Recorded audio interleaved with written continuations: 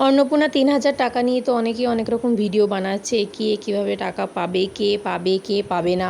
তো এখানে দেখো মাননীয় মুখ্যমন্ত্রী বলছে যে মমতার মতো ভোট ব্যাংক কেনার জন্য গণহারে সরকারি টাকা সবাইকে দেওয়া যাবে না। যারা প্রকৃত গরিব আর এই টাকা নিয়ে দুবেলা দুমুঠো অন্ন সংস্থান করবেন তাদেরই একমাত্র দেওয়া হবে।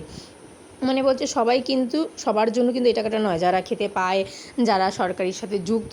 আগের অনেক ভিডিওতে, আমার শর্ট ভিডিওতে তোমরা দেখতে পাবে যে যারা সরকারি সোর্সের সাথে যুক্ত আর কি, চাকরি করে, ডাক্তার, ইঞ্জিনিয়ারিং, তারা কিন্তু এই তাদের ফ্যামিলির বউ বলো, যারা নিজেরা জব করে, তাদের কিন্তু এই যোজনা থেকে বাদ দেওয়া হবে। কিন্তু ফর্ম সবাইকে ফিল আপ করতে হবে।